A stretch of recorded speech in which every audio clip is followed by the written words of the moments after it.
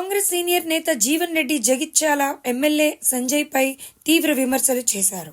ఇప్పుడు తనను మానసికంగా హింసిస్తున్నారని ఆయన ఆరోపించారు. కాంగ్రెస్ వాళ్లు అడిగితే అభివృద్ధి చేయడం లేదని, ఫిరాయింపు ఎమ్మెల్యేలు అడిగితేనే అభివృద్ధి చేస్తామని బోర్డు పెట్టుకున్నారా అని ప్రశ్నించారు. కాంగ్రెస్ వాళ్లకు రాజ్యం నడిపే తెలివి లేదని, ప్రతిపక్షం నుండి వచ్చిన వాళ్లతో పక్కలో బల్లెంతో పొడుస్తుంటే చూస్తూ ఊరుకోవాలా అని అన్నారు. మరి ఏం ఏదైతే మమ్మల్ని అరిమూత పెట్టుకుని ఏదైతుందో ఇవాళ మళ్ళీ ఏదైతున్నదో మళ్ళీ మాకు పెత్తనం చెప్తా అభివృద్ధి అని మాకు అర్థం కాదు సార్. అంటున్నా అభివృద్ధి కాంగ్రెస్ రోడ్డు చెప్తా మీరు అభివృద్ధి చేయరా, మీరు మంజూరు చేయరా? మీరు అట్లయితే సిద్ధాంతం పెట్టుకున్నారా? ఓన్లీ పార్టీ ఫిరాయింపు చెప్తే నేను పని చేస్తా అని చెప్పని పేపర్ పెట్టండి, బోర్డు పెట్టండి. పార్టీ ఫిరాయింపుదారునికి అవకాశం, ప్రతిపాదన అట్లయినా కాంగ్రెస్ పార్టీ పెట్టుకున్నది ప్రభుత్వం కాదు సార్. రాజకీయ క్లారిటీ ఉండాలి.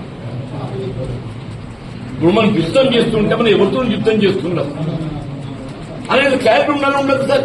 మనం ఏ పక్షం ఉన్నాం, మనం చతుపక్షం వచ్చి మనం పక్కన సొచ్చి వాడు పక్కన బల్లం పెట్టి కొడుతుంటే మేము ఎక్కడికి వెళ్ళి కొట్టాడు ఏముందని కొట్లాడతాం.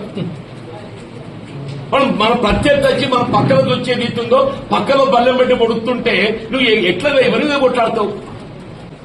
అభివృద్ధి అంటే ఏంటి? మీరు పార్టీ ఫిరాయించడం చెప్తే అభివృద్ధి చేస్తాం తప్ప మీరు చెప్తే చేయరా? అంటే మాకు కనీసం ప్రతిపాదించే ఆలోచన లేదు సార్. మాకు కాంగ్రెస్ లో తెలివిలేదు రాజ్యం ఎట్లా చేయాలను, కాంగ్రెస్ లో తెలివిలేదు సార్ రాజ్యం ఎట్లా చేయాలను. మాకు ఎట్లా పొట్టు నింపుకోవాలో మాకు తెలియస్తారంటూ నేను ఇప్పుడు మొత్తం జగిత్యాల నియోజకవర్గం ఏదైతుందో వాడు ఒకటి builder private limited, Gauri Shankar infra builder private limited, Gauri Shankar infra builder private limited. వాడు పొట్టు నింపాలి. వాడు ఎవరు సార్ అడుగుతున్నాను, దయచేసి ఒకటి పెట్టండి. Who is this Gauri Shankar infra builder private limited?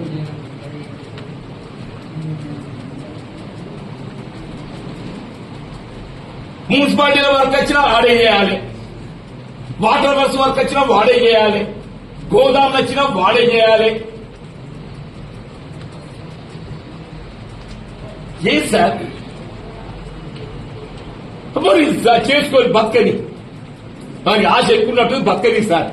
కనీసం మా రాజకీయ హక్కులు మేమదే మా రాజకీయ హక్కులు అడుగుతున్నాం సార్. మేమదే మా రాజకీయ హక్కులు అడుగుతున్నాం. మా 4 దశాబ్దాల పోరాటాల ఫలితం సార్ ఇది అంటున్నాను. ఇది మా 4 దశాబ్దాల పోరాట ఫలితం సార్ అంటున్నాను. తేలిపోతుంది సార్. వారం ఎలక్షన్ డిక్లేర్ చేయగానే ప్రభుత్వ పార్టీ ఏది నిర్ణయం తీసుకుంటుంది. కానీ మనిషిని ఏదైతుందో మానసికంగా హింసించద్దు సార్. మమ్మల్ని మీరు మానసికంగా హింసిస్తున్నారు. కాదని ఒకటికే కథం చేయి సార్ అంటున్నాను. ఎవరైతే నిర్ణయించుకో ఆ పాపం వాళ్ళ దక్కుతుంది సార్.